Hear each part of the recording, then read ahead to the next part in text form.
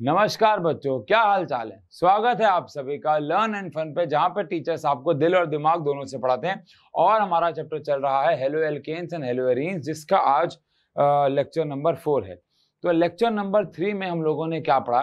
Lecture number 3 में हम लोगों ने physical properties of haloalkane और chemical properties of haloalkane में दो केमिकल प्रॉपर्टीज पे काम किया, जो कि पहली केमिकल प्रॉपर्टी थी रिएक्शन विद मेटल्स और दूसरी थी elimination reaction. Reaction with metals में हमारे पास ग्रिग्नार्ड रिएजेंट बनाया हमने, और हमने उसको सोडियम के साथ भी रिएक्ट करवाया। सोडियम के साथ के रिएक्शन को हमने वुड्स रिएक्शन कहा। और जब हमने एलिमिनेशन रिएक्शन करवाई तो सेटजेफ रूल वहां पे आया। दोनों में ही रिएक्शंस में कुछ ना कुछ खास है, ऐसे कि रिएक्शन विद मेटल में मैग्नीशियम वाली जो रिएक्शन थी वो एक प्रकार से एडिशन रिएक्शन थी, और वुड जो थी वो रीअरेंजमेंट थी। एलिमिनेशन में बीटा एलिमिनेशन यानी कि डीहाइड्रोहेलोजिनेशन बोला, जिसमें हमने एक कार्बन से H और एक कार्बन से Cl निकाला। लेकिन आज का जो काम रहेगा, यानी कि अगर आपको याद हो, आज हमें तीसरी प्रकार की और आखिरी प्रकार की हेलो एल्केन की रिएक्शन पढ़नी है, और उस रिएक्शन का नाम है हमारे पास न्यूक्लियोफिलिक सब्स्टिट्यूशन रिएक्शन। सबसे पहले अगर आपको याद हो तो न्यूक्लियोफिलिक सब्स्टिट्यूशन रिएक्शन में एक वर्ड होता है न्यूक्लियोफाइल।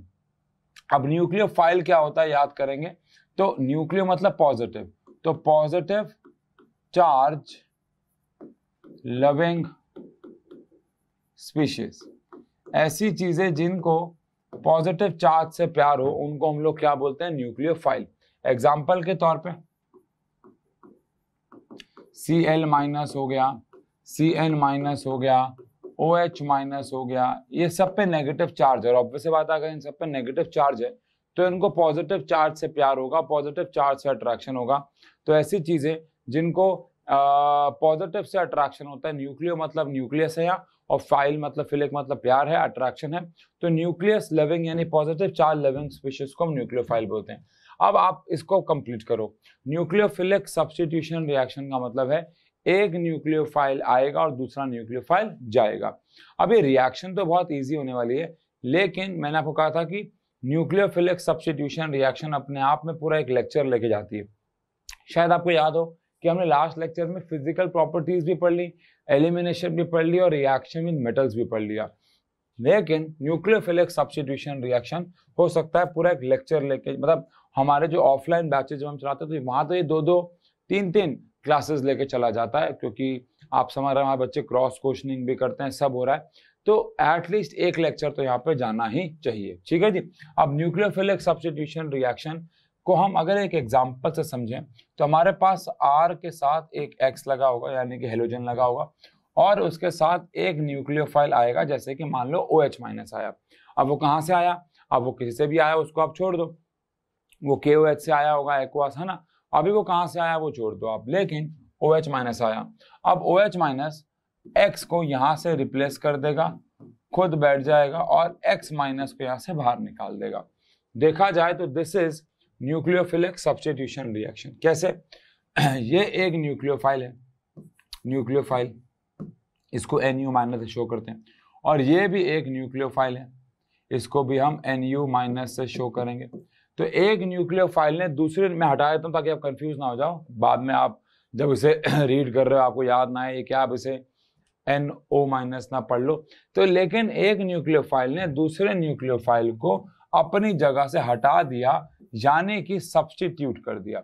एक न्यूक्लियोफाइल ने दूसरे न्यूक्लियोफाइल को अपनी जगह से हटा दिया, यानी कि सब्स्टिट्यूट कर दिया। इसे तो कहते हैं क्या? Nucleophilic substitution reaction. अब ये इतना आसान है कि भाई एक न्यूक्लियोफाइल आता है दूसरा चला जाता है, जैसे X चला गया और OH आ गया, बट फिर इस रिएक्शन में इतना समय क्यों लगता है? आओ उसको जरा समझे। सबसे पहली बात तो types of nucleophilic substitution reaction. Nucleophilic substitution reaction के दो टाइप होते हैं। पहला टाइप होता है SN1। SN1 में S मतलब सब्स्टिट्यूशन है ऑफ न्यूक्लियोफाइल, ऑर्डर 1। ऑर्डर 1 का मतलब एक्चुअली आप केमिकल काइनेटिक्स चैप्टर में सीखोगे, अभी के लिए कह देते हैं कि SN1 रिएक्शन या SN2 रिएक्शन, दो प्रकार की न्यूक्लियोफिलिक सब्स्टिट्यूशन होती है, SN1 और SN2। आप पहले SN1 पढ़ो, फिर आप SN2 पढ़ोगे ना, तो आपको ज्यादा समझ में आएगा कि ये दो टाइप की क्यों हो गई। सबसे पहली बात तो SN1, तो ये रिएक्शन कब होगी? This nucleophilic substitution reaction is for stable carbocations which are tertiary carbocations. क्या मतलब है इसका? देखो, मान लेते हैं एक रिएक्शन लेते हैं यहां पे CH3 थ्राइस C के साथ लगा हुआ है Cl, इसके प्रेजेंस में आया KOH एक्वास। अब आपको याद करना है, यहां पे आप KOH एल्कोहलिक नहीं ले सकते। अगर आपने KOH एल्कोहलिक ले लिया तो एलिमिनेशन रिएक्शन वाला खेल आ जाएगा। तो इसलिए ध्यान रखें, KOH एक्वास लेना है सब्स्टिट्यूशन में, बहुत डिफरेंस आ जाता है। तो यहां से कौन चला जाएगा? Cl, और यहां पे कौन आ जाएगा? OH। समझने वाली ये बात है, ध्यान देनी है। यहां से Cl चला जाएगा और यहां पे कौन आ जाएगा? OH। Cl हट जाएगा और उसकी जगह पे क्या आ जाएगा बच्चों? OH।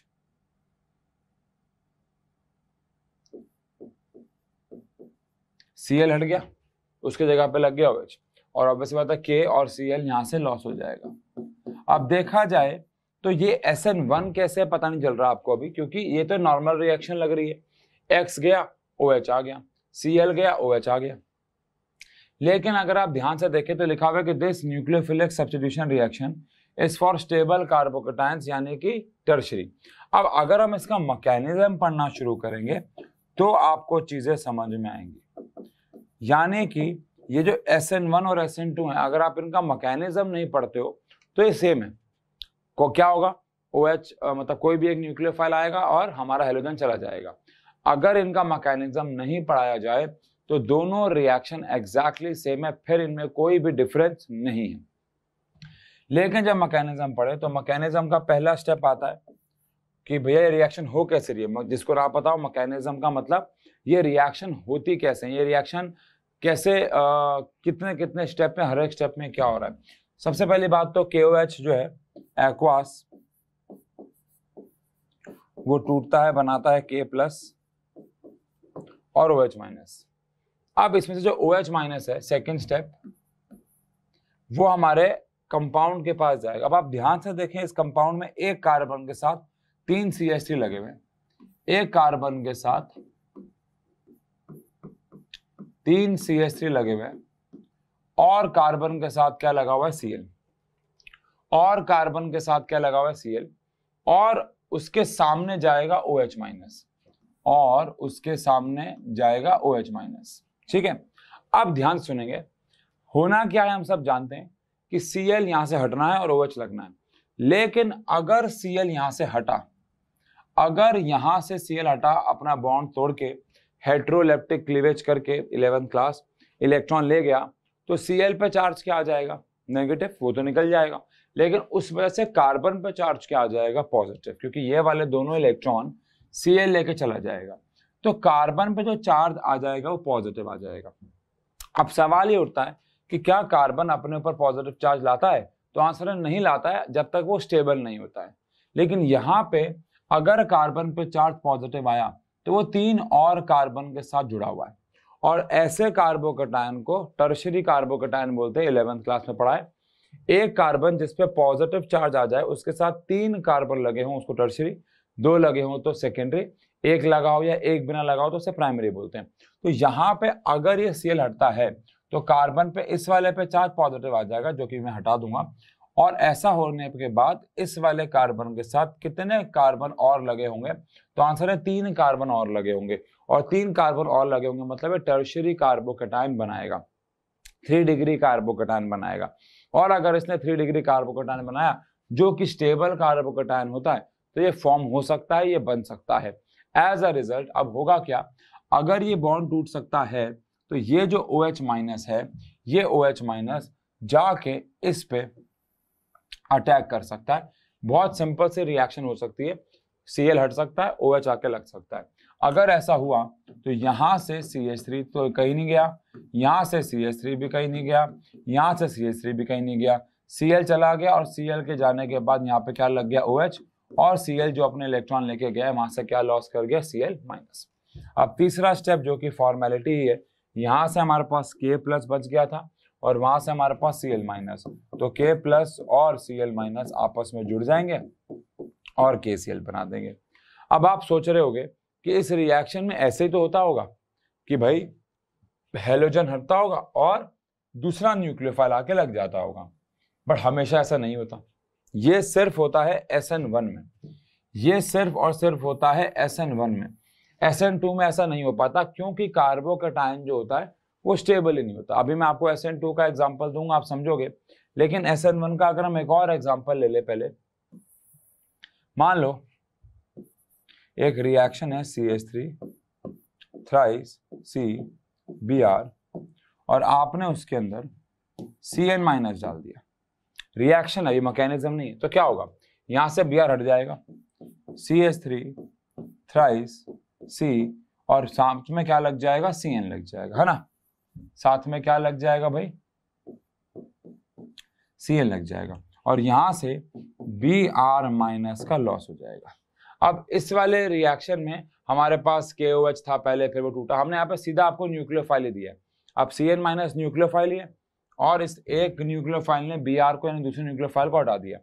अब अगर इस रिएक्शन के मैकेनिज्म पे आए, पिछली बार तो 3 स्टेप हो रहे थे क्योंकि पहले स्टेप में हम KOH को तोड़ रहे हैं, दूसरे में KCl बना रहे हैं। यहाँ पे सिंगल स्टेप हो जाएगा बिकॉज वो तोड़ने वाला और जोड़ने वाला स्टेप है नहीं। लेकिन होगा क्या, ये हमारे पास कार्बन, इसके साथ 3 CH3 और इसके साथ लगा हुआ Br, इसके सामने आया Cn माइनस। अब अगेन क्या ये Cn इस Br को यहां से हटा पाएगा, क्या ये इस बॉन्ड को तोड़ पाएगा? आंसर है हाँ, बिल्कुल तोड़ पाएगा। अगर तोड़ देगा तो कार्बन पे चार्ज क्या आ जाएगा, पॉजिटिव।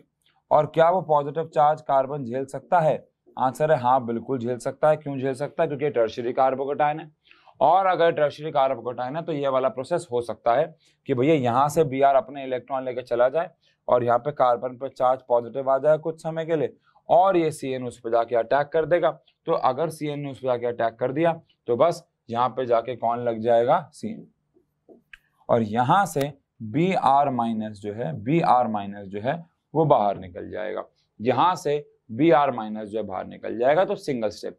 लेकिन अगर आपको अभी भी ये समझ में नहीं आया, आपको लग रहा होगा कि ये तो नॉर्मल है, ऐसे तो होता है कि भैया एक हट जाएगा दूसरा लग जाएगा, तो मैं आपको जब यहाँ पे अब SN2 रिएक्शन कराऊंगा तो आप समझ जाएंगे। पहली बात तो न्यूक्लियोफिलिक सब्स्टिट्यूशन रिएक्शन 2 टाइप की होती है, SN1 और SN2।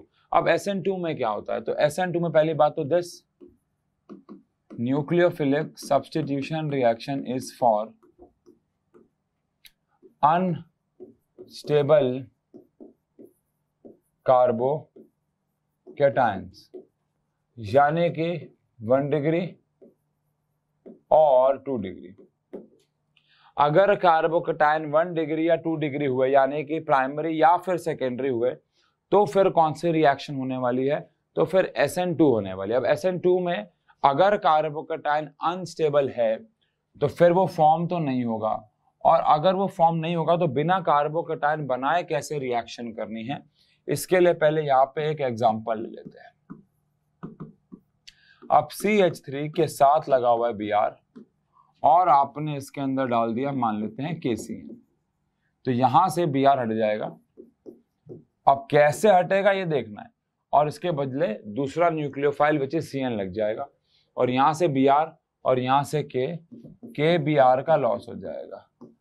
अब आप अगर इस रिएक्शन को देखें और अगर आप इस रिएक्शन को देखें तो सेम है, OH हटा, मतलब OH आया Cl गया, यहाँ पे भी यही हो रहा है, Cn आया Br गया, लेकिन बस फर्क ये है कि SN2 से होगा।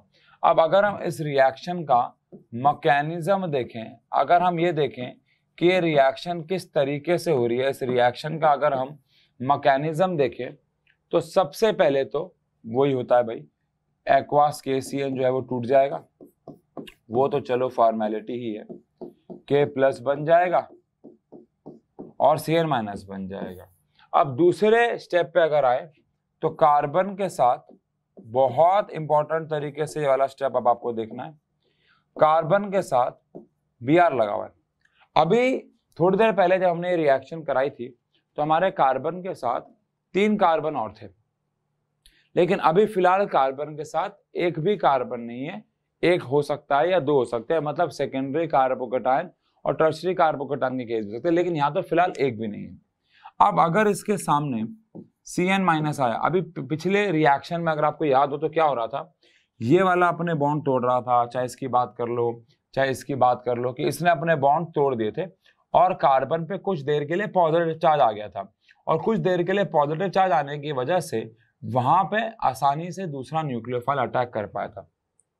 लेकिन यहाँ पे तो चांस ही नहीं है कि कार्बन पे पॉजिटिव चार्ज आए, कोई चांस ही नहीं हो कि कार्बोकेटायन इज प्राइमरी, और अगर कार्बोकेटायन प्राइमरी है तो किसी भी हाल में इस पे पॉजिटिव चार्ज आ ही नहीं सकता। तो अब क्या करेंगे, तो इस सिचुएशन में जब कार्बोकेटायन अनस्टेबल होता है, प्राइमरी होता है, सेकेंडरी होता है, तो उस केस में ये किस तरीके से रिएक्ट करते हैं।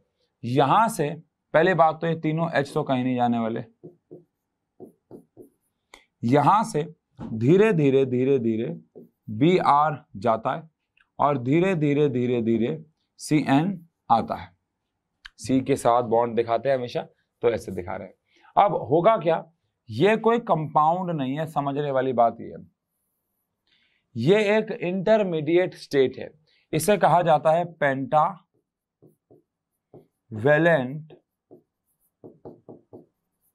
इंटरमीडिएट स्टेट, इसे कहा जाता है पेंटावेलेंट इंटरमीडिएट स्टेट। पेंटावेलेंट मतलब होता है 5 वैलेंसी वाला, 5 बॉन्ड बनाने वाला। ऑल तो ये कहना सही नहीं होगा कि कार्बन ने यहाँ 5 बॉन्ड बनाए हैं, लेकिन ठीक है, 5 अलग अलग लोगों से भले अलग तरीके से लेकिन जुड़ा हुआ है। जैसे यहाँ पे देखो आप, Br से भी देखा जाए तो प्रॉपर तरीके से बॉन्ड टूटा नहीं है, और Cn से प्रॉपर तरीके से बॉन्ड बना नहीं है, बट ठीक है, 5 लोग इसके आसपास हैं।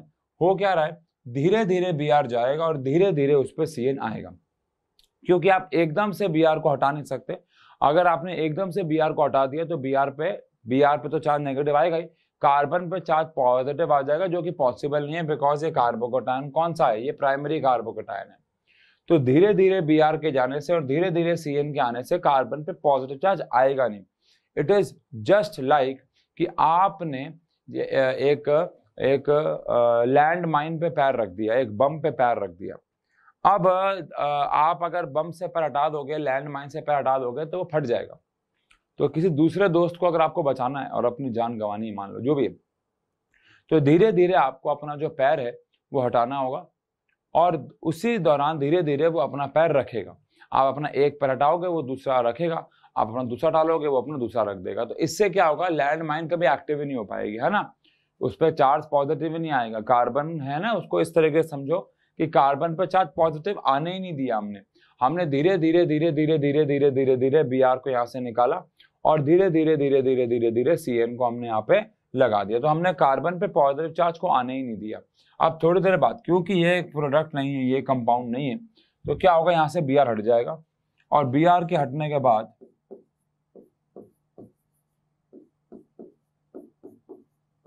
पहली बात तो Br माइनस का लॉस हो जाएगा, और फाइनली सब्स्टिट्यूशन हो जाएगी, Br हट गया और Cn लग गया। ऑब्वियस बात है, third step which is formality, यहाँ से K प्लस बचा था, वहां से Br माइनस है, तो K प्लस और Br माइनस जुड़ के बना देंगे KBr, यस, है ना।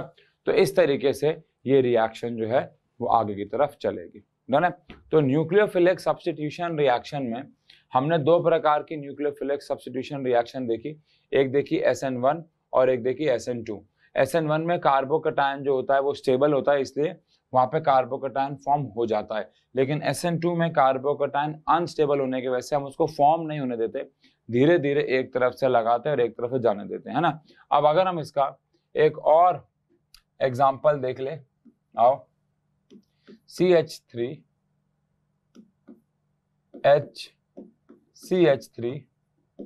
यहाँ पे लगा हुआ है Cl, और आपने डाल दिया इसके अंदर, या ऐसा करते हैं सिर्फ न्यूक्लियोफाइल वाली लेते हैं, आपने इसके अंदर OH माइनस ले लिया, तो क्या होगा, Cl हट जाएगा,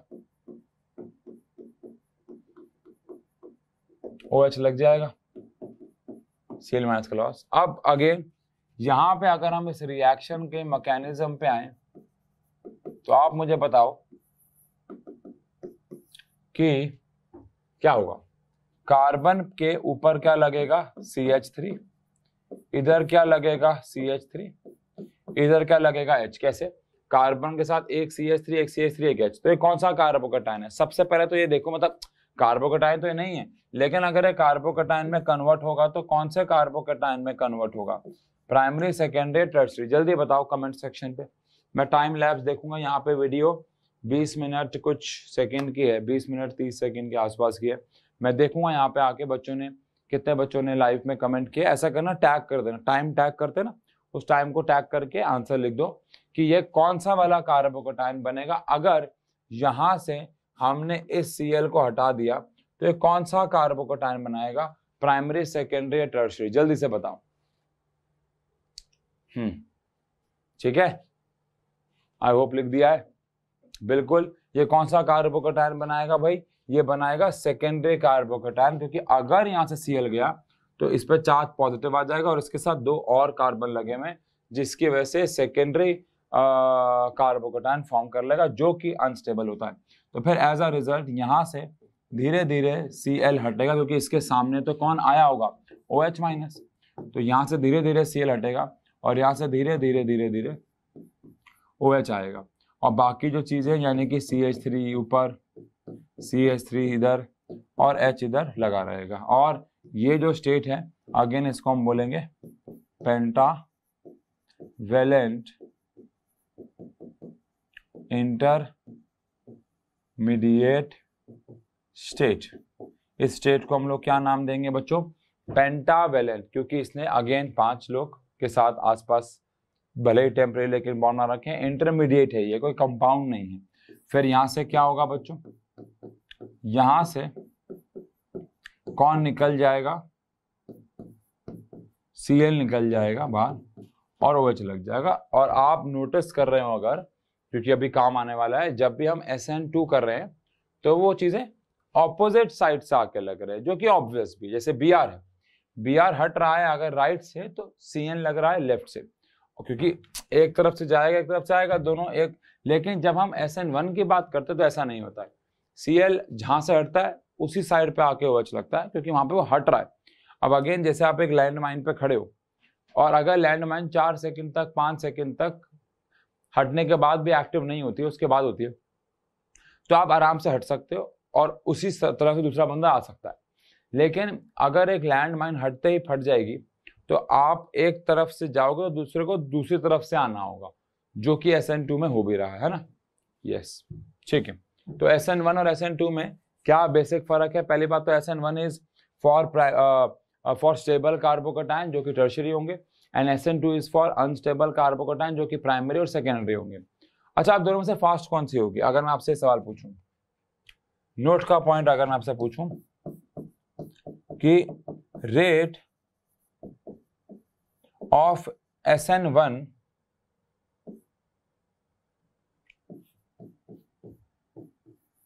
और रेट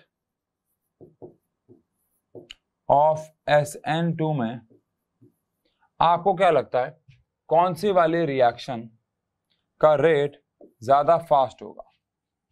समझने वाली बात है वैसे तो, जल्दी बताओ, SN1 और SN2 वाली में से कौन सी रिएक्शन का रेट फास्ट होगा? तो ऑब्वियस सी बात है SN1। SN1 वाली फास्ट क्यों होगी भाई? क्योंकि SN1 वाले में पहली बात तो कार्बोकैटायन स्टेबल है, तो इजीली एक न्यूक्लियोफाइल हटेगा और दूसरा न्यूक्लियोफाइल लग जाएगा। एक न्यूक्लियोफाइल हटा, दूसरा न्यूक्लियोफाइल लग गया, बहुत फास्ट काम है। वेयर एज SN2 में क्या हो रहा है, धीरे धीरे एक न्यूक्लियोफाइल आ रहा है और धीरे धीरे दूसरा न्यूक्लियोफाइल जा रहा है, जिसकी वजह से जो रिएक्शन है वो स्लो हो जाती है, क्योंकि बहुत ग्रेजुअली ये काम करना पड़ता है। अगर आपने ये काम बहुत तेजी से कर दिया तो ये ना हो कि एक जाने वाले का रेट आने वाले के रेट से मैच नहीं हुआ और उससे अगर कार्बन पे पॉजिटिव चार्ज आया तो कंपाउंड जो है वो कोई और मोड़ ले सकता है, रिएक्शन खराब हो जाती है। इसीलिए ये वाला जो प्रोसेस है वो ग्रेजुअल होता है, बहुत धीरे होता है।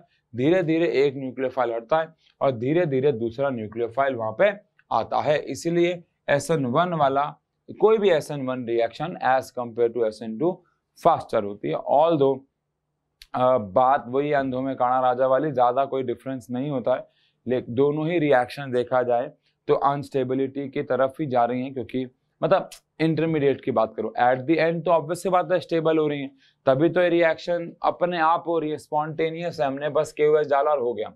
मैं ये कह रहा हूँ जैसे इंटरमीडिएट है ये अनस्टेबल है, ऐसे वहां पे कार्बन पे पॉजिटिव चार्ज बना है वो अनस्टेबल है, तो वो उनकी मैं बात कर रहा हूँ, ठीक है ना। तो ये तो ऑब्वियस है कि दोनों ही रिएक्शंस जो है उनके जो रेट है वो ऑब्वियस सी बात है अलग अलग होंगे। तो SN1 जो होगी वो हमेशा फास्टर होगी, यानी इस ये रेट बहुत फास्ट शो करेगी as compare to SN2। But जब आप प्रैक्टिकली नापोगे, टेस्ट ट्यूब वगैरह में खुद से नाप रहे होगे तो ज्यादा फर्क नहीं दिखेगा, आप समझ रहे हैं। It is like speed of light and speed of sound, दोनों में बहुत फर्क है। Speed of sound is 340-350 metre per second in air, whereas speed of light is 3 × 10⁸। But इस वक्त या जब आप मेरे सामने बैठे होगे आपको मेरे होठ हिलते हुए और मेरी आवाज सेम टाइम पे नजर आएगी, मतलब मेरे होठ और मेरी आवाज की लिपसिंग सेम होगी। ऑल्दो मेरी आवाज आप तक बाद में पहुंचनी चाहिए थी और होठ का हिलना पहले, क्योंकि होठ से निकल रही है लाइट और मुंह से निकल रही है आवाज, बट वो साथ इसलिए पहुंचते हैं बिकॉज डिस्टेंस इतना कम होता है कि इतना बड़ा फर्क भी नोटिसेबल नहीं होता है। वही वाली बात है, ऐसे यहाँ पे भी होता है, ठीक है ना, कि वो फर्क नोटिसेबल नहीं है, ऑल दो फर्क तो है, होना ही चाहिए। SN1 फास्टर होनी चाहिए SN2 से, ठीक है। अब हम लोग आखिरी काम करेंगे यहाँ पे, उसके बाद आगे की रिएक्शन से। आखिरी काम से मेरा कहने का मतलब है फैक्टर्स अफेक्टिंग रेट ऑफ, पहले आ रहा है SN1। SN1 को कौन कौन से रेट जो हैं वो अफेक्ट करते हैं, इसके ऊपर एग्जाम में आपको एक क्वेश्चन श्योर शॉट मिलेगा ही मिलेगा, चाहे SN1 से मिले चाहे SN2 से। आप 10 ईयर के पेपर उठा लो, आप इंटरनेट पे लास्ट प्रीवियस ईयर क्वेश्चन ले लो हेलो एल्केन हेलो एरीन के, आपको फैक्टर्स अफेक्टिंग SN1 SN2 मिलेगा ही मिलेगा। दो कंपाउंड दे रखे होते हैं और पूछते हैं बताओ किसमें SN1 फास्ट होगी, किसमें SN1 स्लो होगी, किसमें SN2 फास्ट होगी, किसमें SN2 स्लो होगी। ये क्वेश्चन तो आना ही है, इस साल भी आएगा ही आएगा, ठीक है जी। तो कौन कौन से फैक्टर्स हैं जो उसको अफेक्ट करते हैं। पहला फैक्टर है बॉन्ड लेंथ। अब जितना ज्यादा बॉन्ड लेंथ होगा ऑब्वियस सी बात है उतना रेट ऑफ SN1 फास्ट होगा, जितना बॉन्ड लेंथ बड़ा होगा रेट ऑफ SN1 फास्ट होगा। जैसे मान लो आप SN1 करवा रहे हो RCl में और RI में, तो I का जो बॉन्ड लेंथ होता है वो बड़ा होता है ना, क्योंकि हेलोजन डाउन द ग्रुप में आयोडीन नीचे आता है, तो आयोडीन का साइज बड़ा है तो ऑब्वियस बात है उसकी बॉन्ड लेंथ बढ़ जाएगी। तो ऐसे जितनी बॉन्ड लेंथ जिसकी ज्यादा होगी उसका रेट SN1 का फास्ट होगा। जैसे RI में RI का बॉन्ड RCl से बड़ा होता है, तो RI में ऑब्वियस सी बात है R should be same, R same होना चाहिए। कंपैरिजन करते हुए कोई एक चीज तो आप सेम रखोगे ना, तो दैट इज व्हाई RI जो है वो सेम रहेगा। और अगर RI सेम रहेगा मतलब R का जो बॉन्ड होगा वो सेम रहेगा, तो RI का बॉन्ड बड़ा होता है क्योंकि iodine, fluorine, chlorine, bromine, iodine, iodine सबसे नीचे आता है, तो बॉन्ड उसका सबसे बड़ा होगा, जिसकी वजह से बॉन्ड लेंथ बढ़ जाएगी और रेट ऑफ SN1 बढ़ जाएगा। ऐसे ही सेकेंड फैक्टर जो है जिसपे डिपेंड करता है वो है स्टेरिक हिंड्रेंस। अब स्टेरिक हिंड्रेंस क्या होता है? स्टेरिक हिंड्रेंस को कई लोग भीड़ भाड़ भी कह सकते हैं, यानी कि आसपास कितनी भीड़ भाड़ है, आसपास कितना क्राउड है। अब आप बताइए अगर हमें SN1 रिएक्शन करवानी है तो आसपास भीड़ ज्यादा होनी चाहिए, क्योंकि भीड़ ज्यादा होगा तो कार्बोकेटायन ज्यादा स्टेबल होगा। इसको ऐसे भी कह सकते हैं हम लोग स्टेबिलिटी ऑफ कार्बोकेटायन, आप इसे स्टेबिलिटी ऑफ कार्बोकेटायन भी कह सकते हो। तो टर्शरी वाले में सबसे ज्यादा फास्ट होगा रेट, हम यहाँ पे रेट का ऑर्डर लगा रहे हैं। टर्शरी वाले में सबसे फास्ट, फिर सेकेंडरी और फिर प्राइमरी। अब आप कहोगे सर ये सेकेंडरी और प्राइमरी में तो होता ही नहीं है। हाँ तभी तो कह रहे हैं ये होता ही नहीं है, मतलब इतना स्लो है कि ये होता ही नहीं है। तो अगर रेट का कंपैरिजन किया जाए तो सबसे फास्ट SN1 तो फिर टर्शरी में ही हो रही है ना यार। अगर मैं आपसे पूछूं लेफ्ट टू राइट जाने पे मेटालिक कैरेक्टर बढ़ता है या कम होता है, तो आपको भी कम होता है, ठीक है। अब मैं पूछूं कि लेफ्ट टू राइट में सबसे ज्यादा मेटालिक कौन है, तो आप कहोगे फर्स्ट ग्रुप के लोग पीरियोडिक टेबल में। अब मैं कहूँ कि लेफ्ट टू राइट में सबसे कम मेटालिक कौन है, तो आप कहोगे 17 ग्रुप के लोग, 18 ग्रुप के लोग, पर वो तो मेटालिक है ही नहीं, हाँ ना। तो वो इतने कम मेटालिक है कि वो नॉन मेटालिक है। ऐसे ही अगर आपसे को पूछे कि प्राइमरी सेकेंडरी टर्शियरी में सबसे ज्यादा फास्ट SN1 कौन करता है, तो टर्शियरी है, उसके बाद सेकेंडरी, उसके प्राइमरी। अब वो अलग बात है कि सेकेंडरी और प्राइमरी वाले करते ही नहीं है, ये अलग पॉइंट है, ये अलग बात है कि वो करते ही नहीं है, ठीक है ना, ये बात समझिएगा आप, ठीक है, ठीक है, ठीक है, ठीक है। अच्छा, अब यहाँ पे अगर हम बात करें स्टीरिक हिंड्रेंस की, तो इसका कुछ एग्जांपल अगर ले ले हम लोग, जैसे कि CH3 थ्राइस CBr और CH3 CH2Br। अब अगर इसमें हम लोग रेट ऑफ SN1 देखें तो किस में SN1 फास्ट होगी बताओ? बहुत क्लियर है यार, SN1 फास्ट किस में होगी? इसमें, क्योंकि भाई जैसे जैसे क्या बढ़ता है, भीड़ भाड़ बढ़ती है, स्टीरिक हिंड्रेंस बढ़ती है, तो SN1 का रेट फास्ट होता है। भाई टर्शियरी कार्बोकेटायन फॉर्म करेगा, ये प्राइमरी कार्बोकेटायन फॉर्म करेगा, तो मैं यहाँ पे लिख भी देता हूँ चाहे, ये टर्शियरी कार्बोकेटायन बनाएगा। क्यों? क्योंकि यहाँ पे एक कार्बन के साथ जिस वजह से Br लगा हुआ हटेगा, 3 कार्बन लगे हुए, इसमें एक ही लगा हुआ है, तो ये प्राइमरी कार्बोकेटायन बनाएगा, तो ऑब्वियस सी बात है उसमें SN1 फास्ट हो जाएगा। तो SN1 फास्ट होगा टर्शियरी में, और SN1 फास्ट होगा जहाँ पे बॉन्ड लेंथ ज्यादा है, ठीक है जी। अब ये तो हुआ SN1 की बात। अब अगर ये बात हम SN2 के लिए करें, तो SN2 में पहला फैक्टर देखो यार वही है,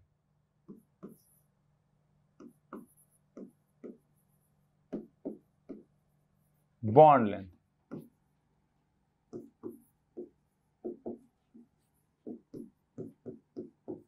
यार देखो कोई भी रिएक्शन हुई तो SN1 SN2 है, दुनिया में कोई भी रिएक्शन का आप एग्जांपल ले लीजिए, सारी की सारी रिएक्शन जो हैं वो बॉन्ड लेंथ के साथ तो डायरेक्टली प्रोपोर्शनली होंगी ना। आप सोचो, आप अकल लगाओ, क्या होता है रिएक्शन में? रिएक्शन का मतलब होता है कि मैं पुराना बॉन्ड तोड़ूंगा और नया बॉन्ड बनेगा। खासकर यहाँ तो ऐसा ही हो रहा है, आप न्यूक्लियोफिलिक सब्स्टिट्यूशन कर रहे हो, आप एक न्यूक्लियोफाइल को हटा रहे हो और दूसरे न्यूक्लियोफाइल को लगा रहे हो, ये तो कर रहे हो। अब अगर आप एक न्यूक्लियोफाइल को हटा रहे हो, दूसरे न्यूक्लियोफाइल को लगा रहे हो, तो बेसिकली सब्स्टिट्यूशन कर रहे हो, पुराना बॉन्ड तोड़ना है।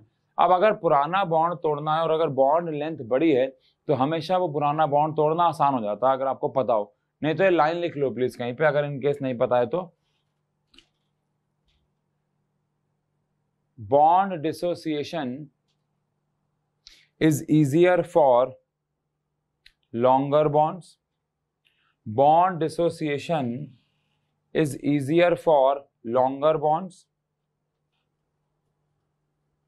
whereas difficult for shorter bonds. Whereas difficult for shorter bonds. अगर बॉन्ड लेंथ बड़ी है तो बॉन्ड को तोड़ना आपके लिए आसान हो जाएगा, ठीक है जी। तो अगेन SN2 में भी बॉन्ड लेंथ के साथ वो डायरेक्टली प्रोपोर्शनल है, तो वो तो लिखने वाली बात ही नहीं है। लेकिन अगर हम लोग बात करें स्टीरिक हिंड्रेंस की, तो स्टीरिक हिंड्रेंस यानी कि अगेन भीड़ भाड़ की बात करें तो यहाँ पे उल्टा हो जाएगा, यानी कि जो रेट ऑफ SN2 है वो प्राइमरी में सबसे ज्यादा होगा, फिर सेकेंडरी में और फिर टर्शियरी में। अच्छा, अब जरूरी नहीं है कि हमेशा प्राइमरी सेकेंडरी टर्शियरी में लड़ाई चले, कभी कभार भीड़ भाड़ में भी लड़ाई चलती है, समझाता हूँ। लेकिन भीड़ भाड़ को बोलते हैं स्टीरिक हिंड्रेंस। अब SN2 उल्टा क्यों है? क्योंकि SN2 में एक साइड से आना है, एक साइड से जाना है, तो वैसे ही बहुत भीड़ बढ़ने वाली है, पेंटावेलेंट स्टेट बनने वाली है। अगर पहले से भीड़ भाड़ बहुत ज्यादा होगी तो चीजों का आना जाना बहुत डिफिकल्ट हो जाएगा। अब that is how it work. जैसे कि अब मैं आपको एग्जांपल दूं, एक तो बहुत सिंपल सा एग्जांपल है CH3Br और CH3 थ्राइस CBr। अब इसमें तो क्लियर है कि SN2 फास्ट इसमें होगी बिकॉज भीड़ भाड़ कम है। लेकिन यहाँ तो मैंने एक प्राइमरी लिया और एक टर्शियरी लिया। अब अगर मैं ऐसे लेता हूँ जैसे CH3 CH2 CH2 CH3 Cl, अब ये सेकेंडरी है ना।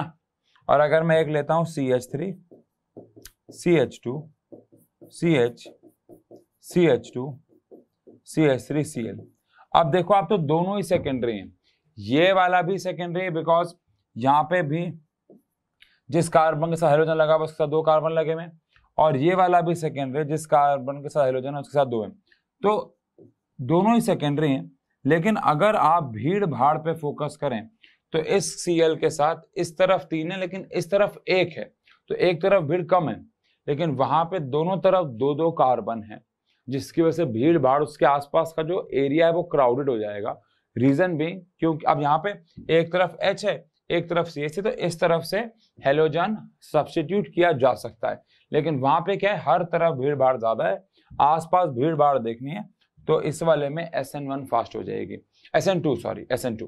अब अगर यही क्वेश्चन SN1 पे आता तो आंसर दोनों ही उल्टे हो जाते, इसमें SN1 फास्ट हो जाते, इसमें SN1 फास्ट हो जाते, लेकिन सवाल अभी फिलहाल किसका चल रहा है, SN2 का। तो न्यूक्लियोफिलिक सब्स्टिट्यूशन रिएक्शन क्या कहती है भाई, कि एक न्यूक्लियोफाइल आएगा और दूसरा न्यूक्लियोफाइल चला जाएगा। उसके दो पार्ट है, SN1 है और SN2 है।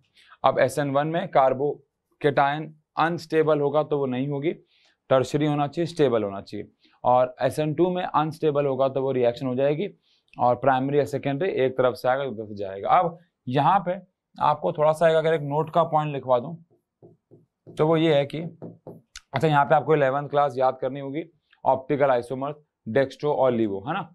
जैसे ये कंपाउंड है अगर डेक्स्ट्रो, और अगर कंपाउंड रिएक्शन के बाद उल्टा हो जाए, मिरर इमेज बन जाए, तो उसको लीवो बोलते थे, है ना, लेकिन सेम रहे तो उसको डेक्स्ट्रो बोलते थे, यानी कि ऑप्टिकल एक्टिविटी। अब ऑप्टिकल एक्टिविटी की बात करें, ध्यान से देखो, यहाँ पे क्या है, Br इधर है, लेकिन हेलोजन हटने के बाद जो दूसरा न्यूक्लियोफाइल लगा वो ऑपोजिट डायरेक्शन से लगा। देखो Br हट गया लेकिन वो ऑपोजिट डायरेक्शन से आके लगा, यहाँ पे ऑप्टिकल एक्टिविटी उल्टी हो गई, कंपाउंड जब उल्टा हो गया, इन्हें इन्वर्जेंस कहते हैं। क्या कहते हैं, इन्वर्जेंस। तो SN2 जो है वो सारी की सारी इन्वर्जेंस होती हैं। इन्वर्जेंस मतलब ऑप्टिकल एक्टिविटी बदल जाती है, मतलब डेक्स्ट्रो कंपाउंड लीवो बन जाता है और लीवो कंपाउंड डेक्स्ट्रो बन जाता है। अगर आपको ये वाला हिस्सा याद नहीं आ रहा तो 11th क्लास में ऑप्टिकल आइसोमर्स के बारे में बात करो, मैं रिवाइज करवा रहा हूँ आपको। मैंने बताया ये अगर डेक्स्ट्रो है और मतलब मान लो यार, जैसे कि इसको ऐसे समझो, ये डेक्स्ट्रो है, अब शीशे में मैं अगर इसको देखूंगा तो ऐसे नजर आएगा ये, है ना, अंगूठा मेरा इस तरफ आ जाएगा तो ये लीवो हो जाएगा।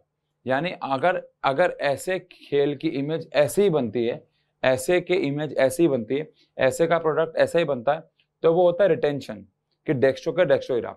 लेकिन ऐसे की इमेज ऐसी बन जाए, उल्टी हो जाए, मिरर इमेज बन जाए, उसको हम बोलते हैं इन्वर्जन हो गया। और SN2 में ऐसा ही हो रहा है। क्या हो रहा है, एक तरफ से Br हट रहा है और दूसरी तरफ आके हेलोजन लग रहा है, इधर का अंगूठा लग के इधर लग रहा है। लेकिन SN1 में क्या हो रहा है, SN1 में जहां से हेलोजन हट रहा है वहीं पे आके Cn लग रहा है, तो सेम बन रहा है, इन्हें रिटेंशंस बोलते हैं। तो SN1 जो है वो रिटेंशन रिएक्शंस कहलाई जाती हैं। रिटेंशंस मतलब आपने डेक्स्ट्रो लिया था तो आपको डेक्स्ट्रो ही मिला, आपने लीवो लिया था तो आपको लीवो ही मिला, मतलब आपको ऑप्टिकली आइसोमर्स एक्टिव होके नहीं मिले, डेक्स्ट्रो का डेक्स्ट्रो ही रहा, लीवो का लीवो ही रहा, तो उसे बोलेंगे रिटेंशन। तो SN1 रिटेंशन है और SN2 जो है वो इन्वर्जन है, उसमें इन्वर्जन हो जाता है। कभी कभार ऐसा भी होता है, कुछ अनसर्टेनिटीज होने की वजह से हमें दोनों के मिक्सचर मिलते हैं, डेक्स्ट्रो, यहाँ पे ऐसा नहीं होगा अभी, लेकिन दोनों के मिक्सचर मिलते हैं, है ना, वो अभी हम नहीं पढ़ रहे हैं, वो फिर आप कंफ्यूज होगे, लेकिन नॉलेज के लिए बता दूं, अगर हमें दोनों के मिक्सचर मिले, इसे रैस्मिक मिक्सचर कहते हैं, है ना। यानी आपने रिएक्शन से पहले डेक्स्ट्रो लिया लेकिन आपको डेक्स्ट्रो और लीवो दोनों मिला, तो इसको हम लोग बोलते हैं racemic mixture.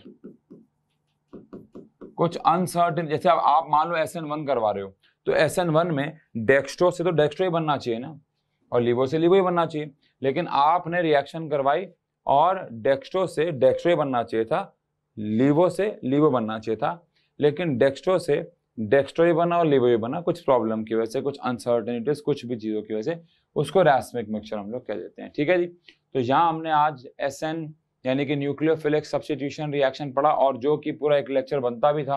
Nucleophilic substitution reaction को एक लेक्चर देना क्यों बनता था, क्योंकि इसके ऊपर एक क्वेश्चन श्योर शॉट आएगा, प्लस ये थोड़ा सा बड़ा टॉपिक भी। आप देख रहे हो, पहली बात तो दो टाइप का इटसेल्फ, उसके बाद दोनों के मैकेनिज्म है, फिर इनके फैक्टर्स अफेक्टिंग है, और फिर वहां पे हमने थोड़ा सा पढ़ा इसका ऑर्डर को। फैक्टर्स अफेक्टिंग के ऊपर एक क्वेश्चन 101% आएगा ही आएगा।